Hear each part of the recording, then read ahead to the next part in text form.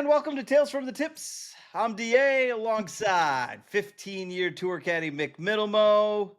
We're just a couple of guys that love to talk about the game of golf, both inside and outside the ropes, but we come at it from a completely different perspective than what you hear anywhere else. Mick, Yes, sir. it's an anniversary week.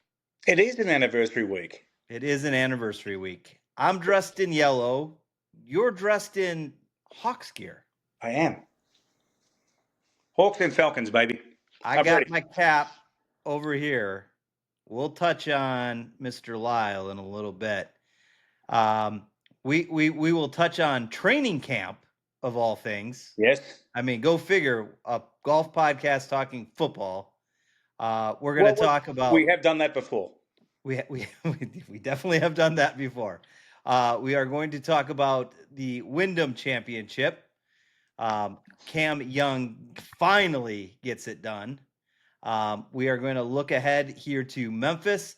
Mick, yes, Rendezvous on the Range. Does that ring a bell to you?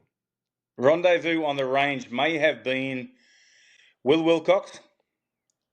Maybe Will Wilcox, but it also may be the best barbecue that caddies are served. Oh, by far.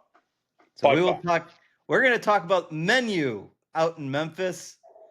And of course, on Friday, we are recording here on a Tuesday night. We missed our Monday recording session due to some, we had a lot going on yesterday. We're going to remember your good friend, Jarrod Lyle. Mm-hmm. So if you are ready, sir. Let's do it. Let's grip it and rip it.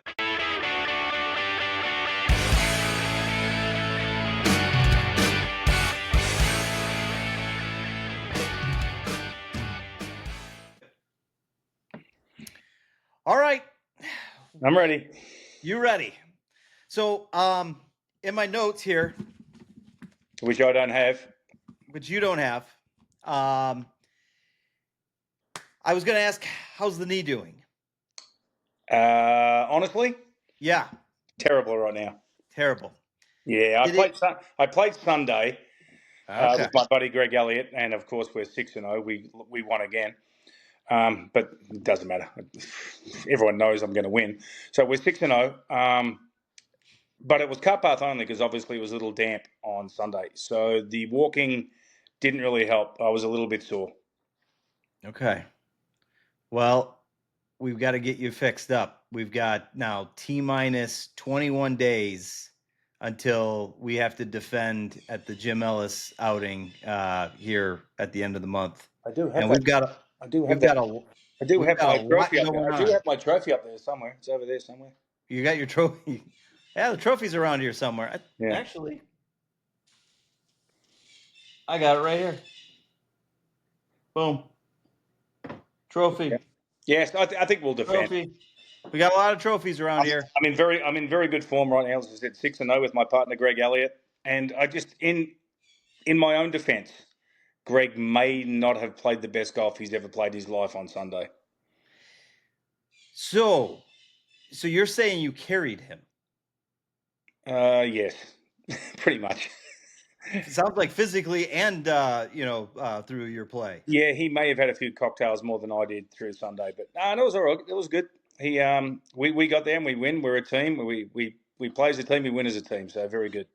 And you and Chris will find that out very shortly. We're looking forward to it. I think we touched on that. So I'll just give a little peek behind the curtain, so to speak. So Friday was our opportunity to see the Atlanta Falcons at training camp. There it is. I brought you as my guest, and you brought Chris. Well, as your guest. Technically, you brought Chris as well. Well, I technically did. You're right, yeah, but that's okay. I asked you, but being a big Texas fan that he is, he was very excited that he got a couple autographs of Bijan Robinson. So yeah, he's years been made. So I wanted to ask you, did you guys? I know you guys had meandered down the hill. We were actually taking bets to see if you were going to fall as you shuffled your way down the hill. It was a bad walk. Yeah, that probably was one of the ones that hurt me the most. A little bit was the walk down the hill. Yeah, but no, we stayed down there, and it was like 40 degrees hotter down there. But it was actually fun. It was actually kind of cool, and some of those guys were awesome. And then Caden Ellis, who was awesome, he was like, he heard my accent, so he started asking about Australia a little bit, and we were like, well, we're just going to go have some beers after this. And Caden Ellis was like, well, where are you guys going? Like, because they were off the next day, and I was like, well, nowhere around here. And he mentioned like 2 or 3 different bars. I'm like, nah, we live in Ackworth, mate. We're going to be drinking over in Ackworth. So, but yeah, Man, you could see, and you could have come over and hung out with me at Landshark. yeah, but I could have hung out with Caden Ellis too, and I'd rather hang out with Caden Ellis. Yeah, he's got more sacks in the NFL than you do. Well, that's definitely true. It's never going to happen for me. Okay, so we had a chance to run into a good friend of ours or of mine, and I introduced you to Grace Casper of Anheuser-Busch, and there it is. So, Grace, that's for you. I know you are listening to the podcast.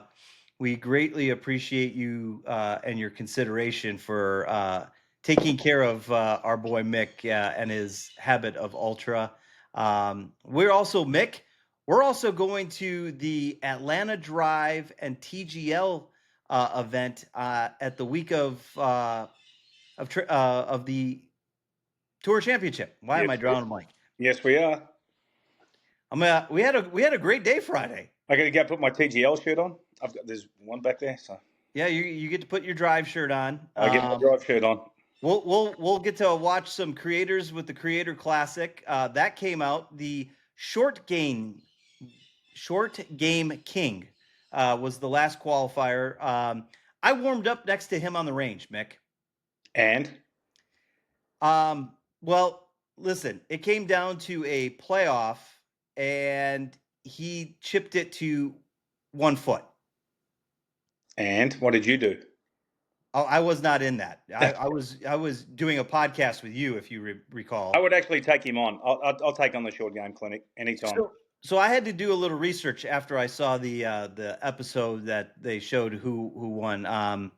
I was bummed that the one of the qualifiers didn't get it, but hey, they had it. It was interesting how they did the format, though.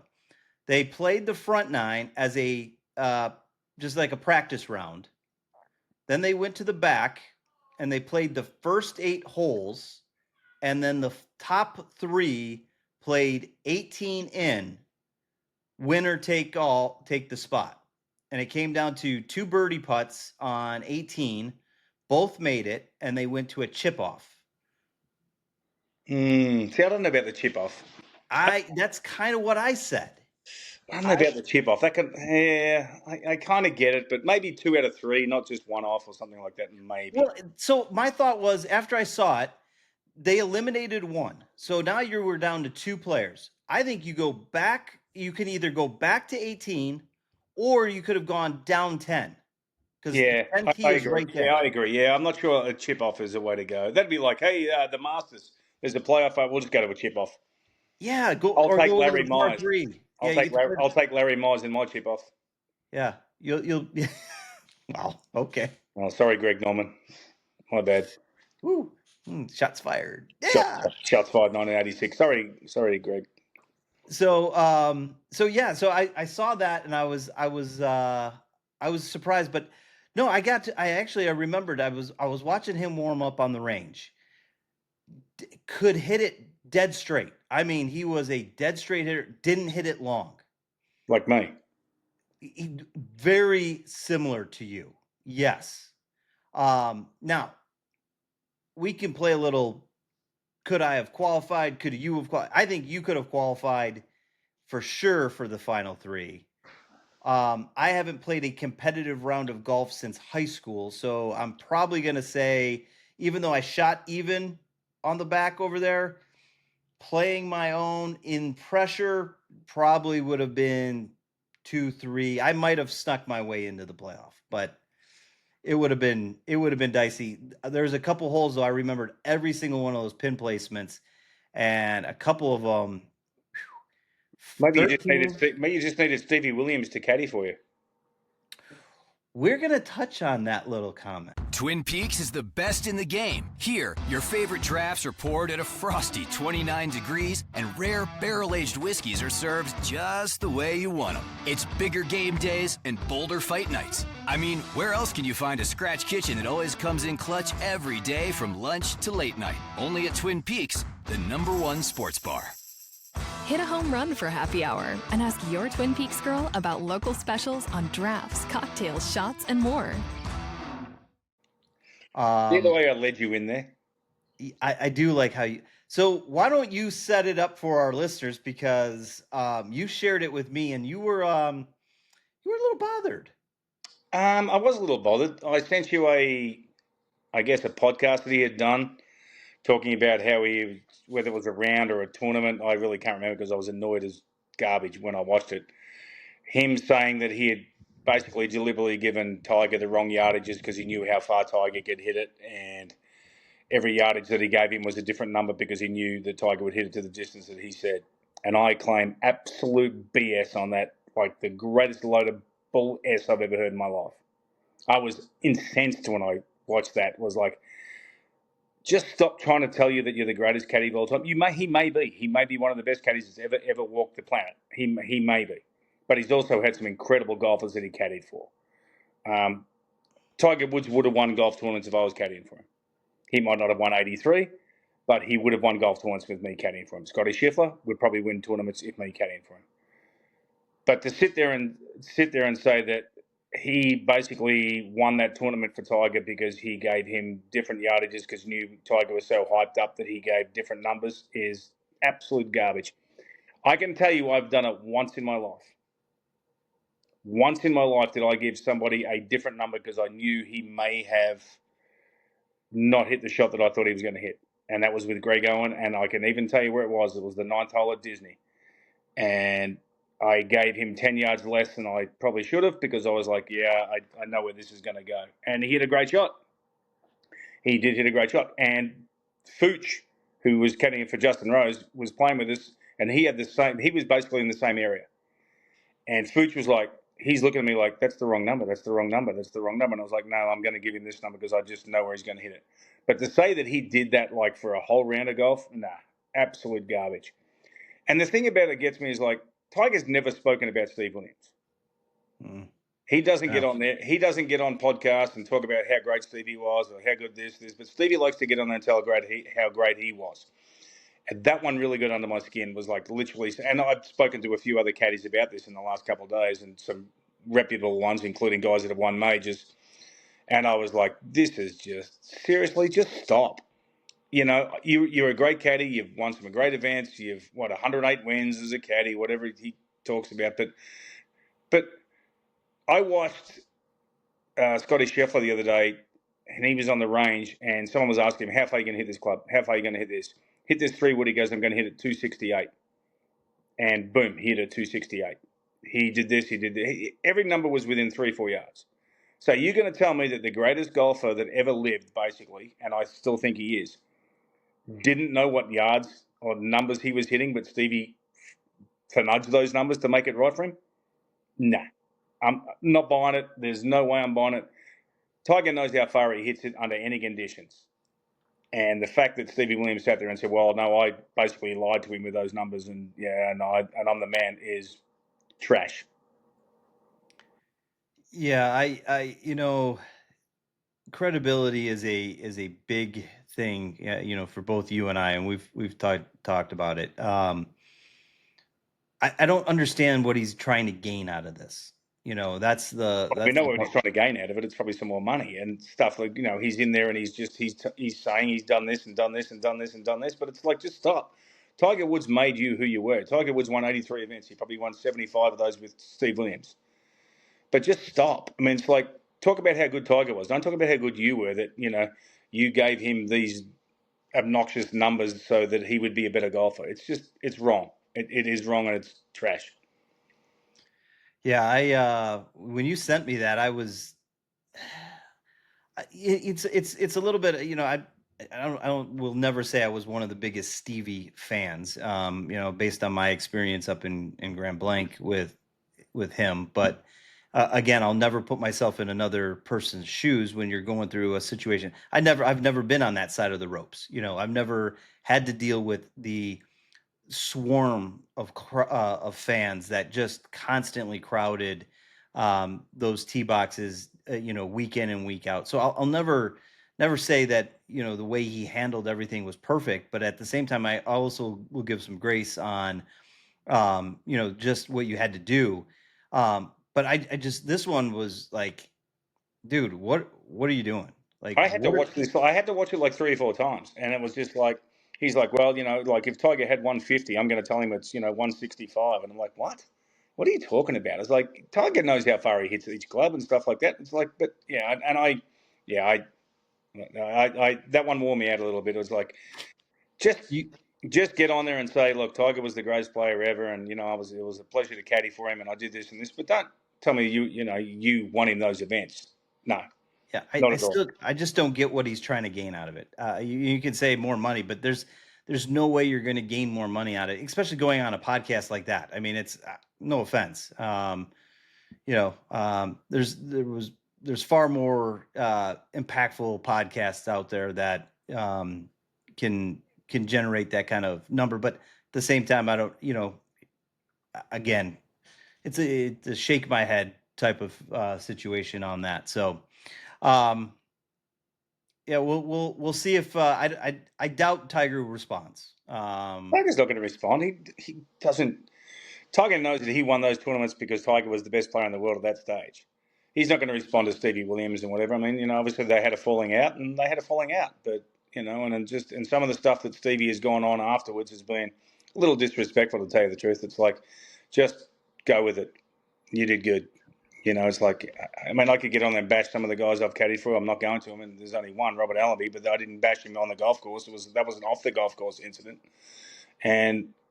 but I would never, say, on the golf course, anything like that. So, and I will, and I'm not here to defend you either. But when you talk about what happened with you and Robert, these are all documented and and news sourced things that happen. They physically happen.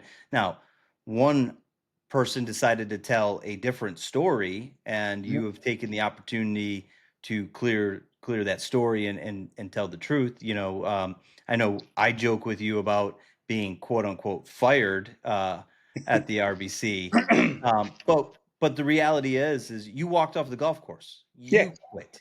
Um, back. and and that's after he verbally berated you on the golf course in front of witnesses. So it's not like what you're saying also can't be validated either. I mean, Mm-hmm. there's validation in you dropped the bag, you walked off the golf course. Guess what? A fan had to be pulled out of the crowd to carry his bag. That's fact. That Yeah, happened. There's no way for you or I to sit there and say, yeah, Stevie, you're full of it because you gave Tiger wrong yardage. The only one that can ever say that would be Tiger, and I agree with you. I don't think Tiger will ever come out and talk about it because he's probably just like he's done with it. He doesn't need to. yeah, he's done. He's moved on from the whole thing. It's like, at the end of the day, we're caddies. We don't hit the shots. We are, we're just that. We try to give a good advice and all that sort of stuff. But we're not. I don't think we're winning players' tournaments. We help them win, but at the end of the day, we don't hit the shots. Yeah. They hit the shots. At the end of the day, we can give the best advice in the world. We can give the worst advice in the world. I would like to hear a couple of the bad stories and a couple of the bad clubs that Stevie Williams has given, but we don't hear that side of it. I've seen a few. I mean, how did he end up winning when he had that miraculous chip shot at Augusta on 16? Why did he end up so long? Was that the wrong club? Damn straight it was the wrong club that put him where it was. Now, was that Tiger's fault because he had the adrenaline, or did Stevie give him a bung yardage? Yeah. Because he missed the green by a long way. So we'll all talk about how good that chip shot was, but let's talk about how bad the original shot was. Yeah. The approach. Yeah. Absolutely. Let's talk about that. Did he give him the wrong club? Did Tiger hit it too hard? I mean, it's it. And every now and again, it's like there's going to be mistakes, and we as caddies we make mistakes, and I've made a bunch of them.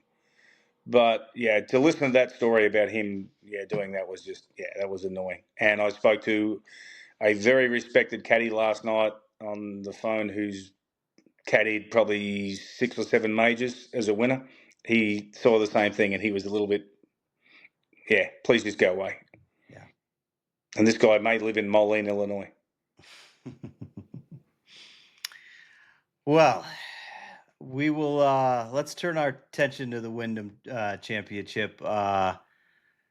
Cam Young finally gets it done after 7 runner-ups. Finally punches, and he did it in pretty dominant fashion. I think at one point he had a 10-stroke lead. Yeah, it was. I think it was 9 or 10 shots. He was just he was going along, cruising. Coronation. I'll self-admit, listening to it on Sunday, I turned it on right after he teed off, and I think he quickly went to 2 under, 3 under, 4 under, and I was like, okay, that's it. Yeah, game over. There was nothing. Yeah, which the excitement really came down to who was going to make the top 70, who's going to be playing this week in Memphis, and for all the stuff that we talk about, other golf shows talk about, the golf experts write about. Guess how many guys went from being outside the top 70 into the top 70? 2. Can you name them? No. How many was it? Actually, it was 1. And who was it? Chris Kirk. My boy. And Chris, with a T5 finish, got in there. Could be one of the most underrated golfers going around. I swear to God. He's so underrated. He's so good. Yeah, I mean, but he just as steady as can be. Obviously, Mac Meisner played in a phenomenal tournament, actually moved his way up into the top 100 after being way outside with his second place finish. But, now Cam Young goes from outside of the top 30 to 16th. And now the talk is, does he make the U.S. Ryder Cup team? Not yet. Let's see what happens in the next few events. I can't wait for this week. I love that tournament at Memphis. Great golf. I'm a big fan of that golf course. I love it. Great event. Yeah, we'll get to Memphis. Sorry, excited. I get excited. Slow down there. Here's some notables though that are out. You ready for this? Davis Thompson, Gary Woodland. I was pulling hard for Gary there on Sunday. I know, probably from a mental break and a physical break, Gary probably needs this little bit of fall time off before the fall starts. But Gary misses out. Nikolai Højgaard misses out on the top 70. Keith Mitchell. Also bummed to see Christian Bezuidenhout. Made it to Eastlake last year. He's a fan of ours. Big fan, and looking forward. I was talking with some of the folks on the PR side from A&B while we were out there on Friday. The tournament that I don't believe you played in it last year. The Dream Speak Live. Arthur's. I was in another country, I think. Yeah, you could have been. This one is for stuttering, and and he has a stutter, and Christian is one of the ambassadors. I'm going to try to see if we can set up a podcast recording that day, or at least do a little interview with him so that you and I can have it and then share it in a different podcast later down the road. So working on that. And the last one that was out, he was the on the wrong side of the bubble, Ben On. Ben On has had a good season, but found his way on the other side of it, and thanks to Chris Kirk sliding his way in. So. But Ricky Fowler plays this week. Your boy Ricky Fowler is in. He's in the field. Do you want to touch on the field this week in Memphis, the FedEx St. Jude Championship? I actually love this golf course. I love the layout. I think it's a fair golf course. It's fun. It's you have to hit all the shots on this golf course. I love it. It's a great track. I do.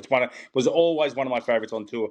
And actually, as long as all the years I caddied for Greg Owen there, he played well there. We had like 2 or 3 top tens there. He played well on that golf course. So I got to ask you a question then. With the redone greens and how bad do you think they screwed that golf course up? I'll find out when I watch it because I don't. It didn't really need it, and that's the thing that gets me. I don't understand why they keep messing with these golf courses. It was a great golf course. Yeah, I don't know why. I don't know why they agree. have to. I don't know why they had to mess with things and stuff like that. I don't know why they do that. I just don't. Well, and statistically, I mean, those greens are going to be tough now. They're going to be hard. Obviously, the 10 months they started the rebuild at Thanksgiving of last year, and it's going to be 1,000 degrees there like it normally is. It's always hot in Memphis. Oh, yes, it is. It is a very, very hot place, but it's a flat golf course. It's easy to walk, so there's no real drama there.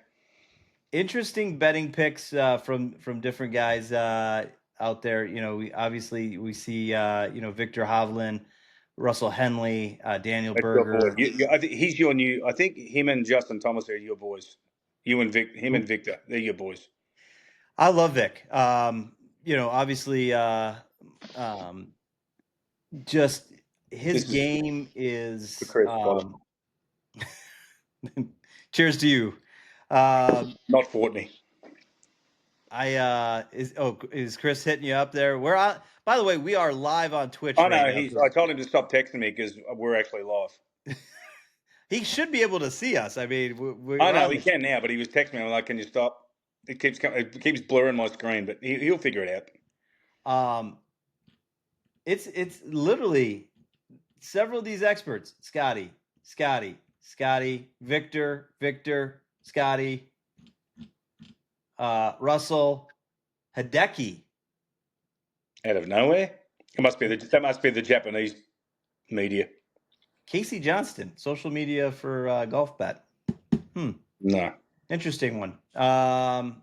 Russell Henley. I see Russ having a run at it. I actually, probably go back with your boy Harris English.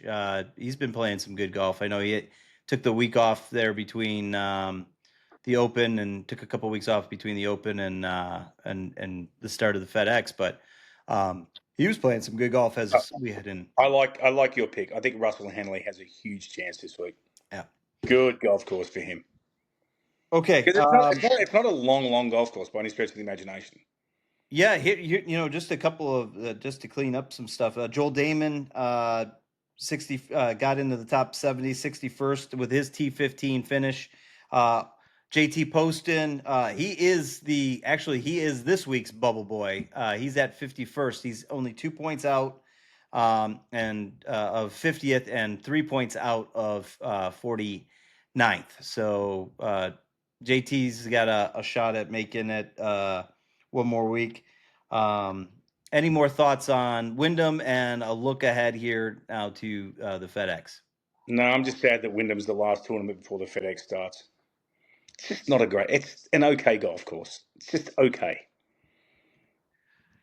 I mean, I don't mind it. There is some good. There were birdies being made, and you got the finishing holes 16, 17, 18, whatever.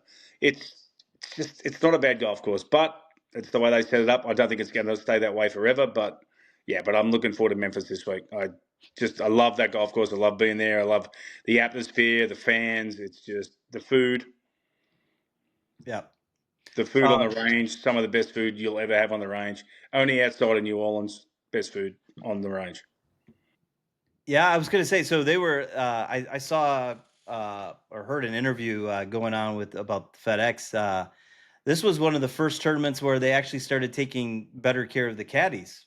Air-conditioned tents and feeding you guys a lot better and making sure. We had air conditioning before. It was just there was no tent. we just enjoyed the hot weather. That's all. And when the storms came, you'll be fine. You go, guys. Hang out in the tent. You'll be fine. Don't worry. Don't you worry about the storms and the lightning. The players will be fine. Yeah, I mean, we always hid in the card barn there for a little while. That was good. But no, they do. They right by the tennis courts there. They have a fantastic tent for us, and the food is wonderful and stuff like that. Never used to be that way, but yeah, there's many a times and many event where when the lightning and the thunder would come, they'd be like, "Oh, the caddies, yeah, just can you guys just go down to the cart barn so none of us get killed?" It was good. So the funny thing is that I went back and I was listening to our podcast when we were with Alex and Chad, and I think you asked the question, do you ever go to any of the tournaments? And Chad said that he had sent his staff to Memphis to check out player dining. We should probably send Chad a note and say, hey, Chad, maybe next time we should take a look at the catering for the caddies. Well, it was wonderful it was wonderful in that event. I can assure you, they did wonderful. They were one of the best on tour by far when I was back there. Them and then Charlotte, Quail Hollow. Quail Hollow kicked it off. Quail Hollow was the best. Quail Hollow by far kicked it off as the best. But Memphis very, very close, right behind. Okay, real quick, congratulations to Mia Yamashita, the rookie, wins the AG Women's Open. Charlie Hall, right there, she finishes 2 strokes back, but costly bogeys on 16 and 17. 17, yeah. Yeah, it just took her out of it. But she did a nice little cameo there, and Happy Gilmore too. She was in Happy Gilmore. I think everybody that was in the golf industry was in. No, I'm actually mad I wasn't in there because everyone else was in there. I was gonna say we gotta see if for Caddy for a Happy Gilmore 3. Maybe we'll get Stevie Williams in there and give the better yardages to. Anyway, move on. Man, shots again. Okay. By the way, I had one of our wonderful listeners did send a note to me with my correction. I said 17 out of 18, Mick. After this past Sunday, it is 21 of 22 events. So someone actually reached out to you and said, "Okay, good." Yeah, they DM'd us, man. I'm telling you, our listeners are on us. We cannot, you cannot tell fibs or have inaccurate information. Have they given me any grief yet? No, they don't give you any grief. They give me grief, especially the Canadians. They don't like me very much with my Florida Panthers won the Stanley Cup 2 years in a row. I was hoping for Edmonton for all my Canadian friends. Hey, all my Canadian friends, there you go. What is that up there? What is that up there? That is the Winter Classic at Coors Field 2016. The Detroit Red Wings and the Colorado Avalanche alumni. Who won that? The Colorado Avalanche alumni won that one. Yep. This actually, though, was a gift when I went to go work for the Avs from my assistant on my 1-year anniversary. She brought this plaque in, and that is actually the game patch that it was worn on all the jerseys during it. So, is that why you're wearing a Colorado Rockies hat tonight too? You just got the whole.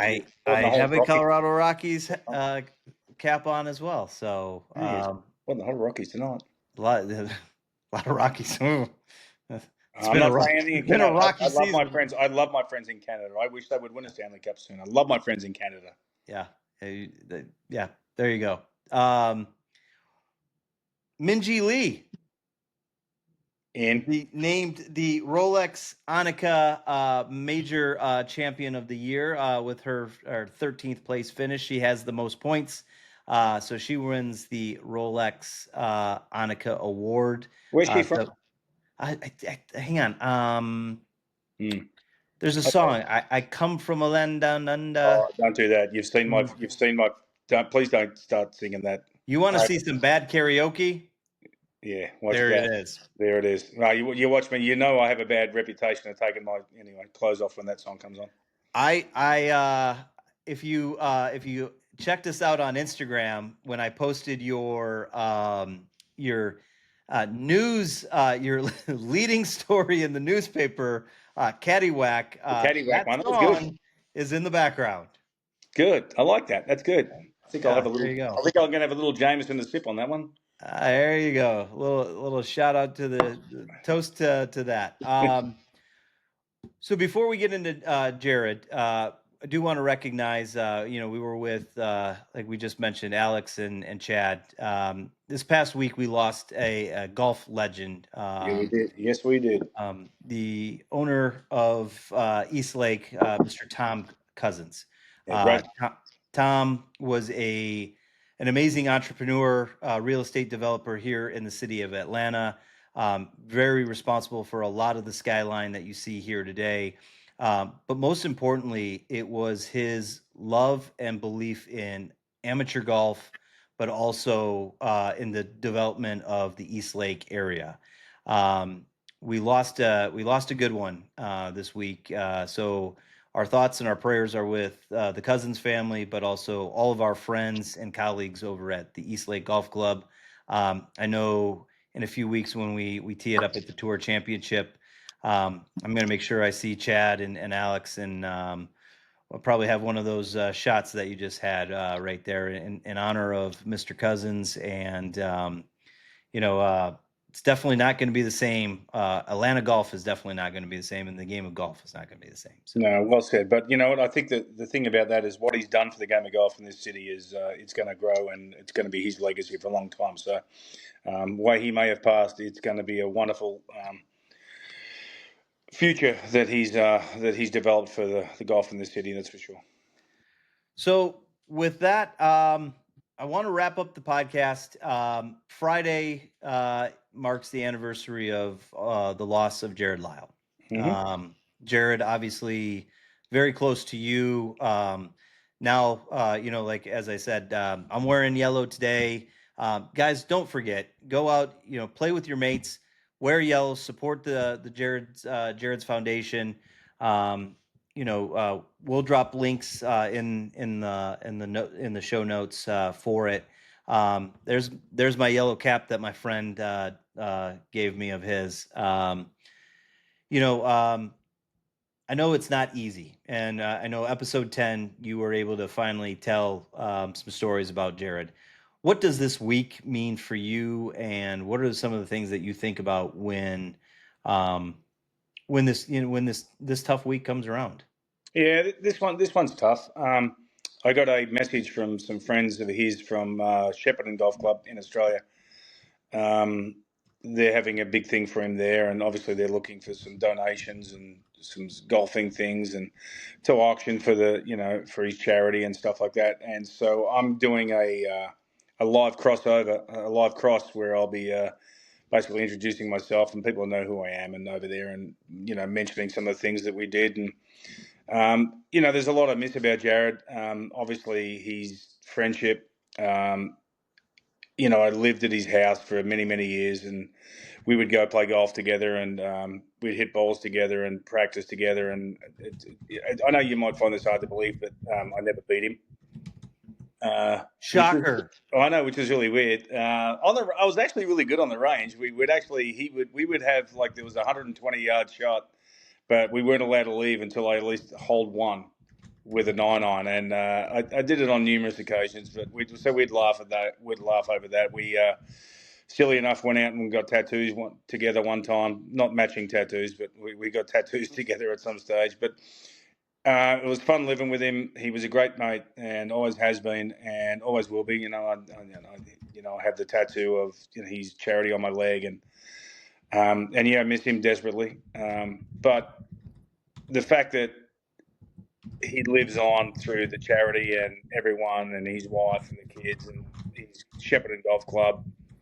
It's really it's amazing. It's important to me, and this is stuff that's going to go on forever. And I have my yellow shirt and yellow hat, and obviously I still have the head covers and all the things, and because he's with me every day on the golf course, that's for sure, and still laughing at me because he knows I can't hit a draw. Unless you're standing backwards with a driver. Unless I'm standing backwards with the driver. He enjoyed that shot too. So, but incredibly missed human being. Just a wonderful person, wonderful family.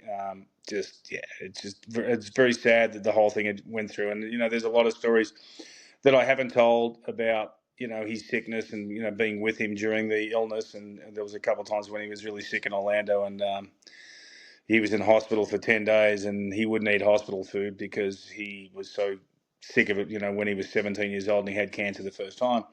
So I basically would go buy him breakfast, lunch and dinner. And we would just sit there and we would talk for, 13, 14 hours and until he got better and got out of hospital. And but that's what you do for your mates. And he's one of those guys that I would have done anything for. He's just a great human being. I mean, shocker, you could talk for 13 to 14 hours. Yeah, I think sometimes he may have talked more than me, but possibly we didn't mind checking out the nurses when they come in as well. You got a couple of Aussies in there with an Australian accent that worked out pretty well for us. So just so everybody knows, it's hashtag doing it for Jarrod. That's JARROD for those here in the States that don't know how to spell Jarrod the proper way. We have Mick, I'm going to surprise you. We've registered our team for when we play in the Jim Ellis outing. I've already submitted our registration to the folks at the Doing It for Jarrod Foundation. We are all set. So we'll be posting on social our photos. We'll get Chris and John to be a part of it. Really excited about that. Again, guys, challenge supporting kids with cancer. Hashtag doing it for Jarrod. Whatever you can, make sure you support the charity, but also just give a little bit of sunshine with your yellow shirts out on that golf course. I've seen a lot of bright, shiny colors out on those golf courses. Do it for Jarrod. Wear some yellow. Must be some pollen in here. I'm getting my eyes are watering a little bit. Getting a little teary there, huh? Kind of weird. Weird. Well, anything else that you want to look at that you have? Yeah, just give me 1 second. I'll be back. I'll show you what sits next to my room every night. Hold please. Okay, this is unplanned for. Left me. So a couple weeks ago, Mick said that he loves stumping me. I will tell you 100%, this is probably the easiest way to stump me is when he just gets up and walks off. So this is in my room. This basically sits on the other side of my bed. That's myself and Jarrod at the Australian PGA in Coolum when he shot 63 in the second round. And this one sits very, very close to me every night. So, yeah, just that one. So, God, I was skinny back then. Look at me. I was gonna say you were you were looking I was a bit of an athlete back then. But yeah, so those head covers, please. I mean, those head covers, they're the ones you can buy online and all that sort of stuff. They're the ones that I have. Go and do it. It's for a great cause and stuff like that. But that one sits very, very close to me. That's always very close. Well, next week, Mick, we celebrate our 1 year together. We do? Yeah. What are you buying me? What am I buying you? Yeah. I think it's more what you're buying me. I've had to put up with you. I started this, remember? Flying us, all around the world here. Well, yeah, a little bit. You did start this. August 23rd, 2023. August 23rd. Yeah. So this month is an important month for us. Anything else that you want to say before we wrap this thing up? All right, I'm going to have one more dig. See this? Yeah. See what I have in my hand? I have a yardage book. See what Jarrod has in his hand? A yardage book. A yardage book, which means we both had yardage books, which means we both knew what yardage he had to hit. We wouldn't be telling lies. And with that, thanks for teeing it up with us on Tales from the Tips. If you're catching us on YouTube, make sure you give us a like and hit that subscribe button. Leave us a comment. I know you do. We appreciate them. We may not get back to every single one of you, but we do appreciate the comments. You can find every episode where you find your favorite podcast: Apple, Spotify, YouTube, the Odyssey app, and now available on the iHeart app. Just search Tales from the Tips under podcast. Subscribe there. Enjoy on your favorite channel. Mitt, we're also live on the Twitch. Yeah, there's your you can catch all of our content on Instagram, X, YouTube, and of course, Mick's favorite platform, TikTok. Maybe we'll do a TikTok video for Jarrod. I would do that. I would do that. There you go. Well, we hope your drives are straight, your putts are short, and your scores are low as we tee it up on Tales from the Tips. We'll see you next time. We'll be talking FedEx Championship going on. See you, everyone. See you, kids.